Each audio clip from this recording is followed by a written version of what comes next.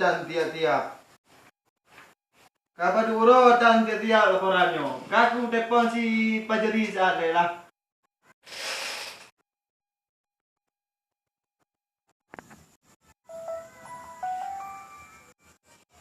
Halo. Pak Jino. Yo laporan dan siap dan drone bukan. Kapan urut kaku jual deh dan siap. Lanjut dah. Kau lah.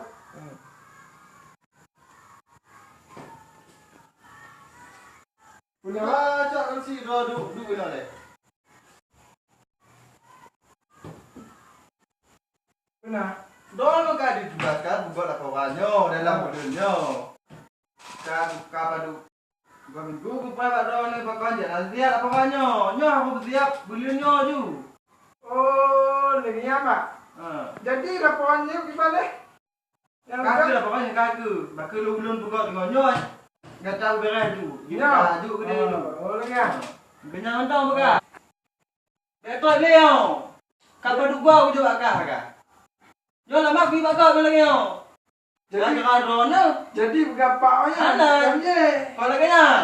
Kali guyu bak drone. Oh, lagi apa? Oh, okey lah lagi. Lagi apa pak buka? Jadi mulai tengok buka tu. Ya pak. Wah buka je ada no. Jadi pulau pak. Jadi masalah proyek non bantu duit dari anggaran 2 miliar di ban. Oh, nya belum jelas lah pak. Nya masalah ngawak kampung ni pak. Oh, mam lagi dewa kampung sekitar motor sudah jo boleh yo. Tengok nak pelon jo bak dolar. Okey lah. Jo motor sudah mangga okey. Bapak buka kan je kan.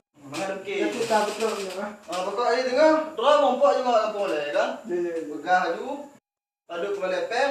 Telepon tu. Okey lah. Tengok. Punya lagi. Dah skor ju.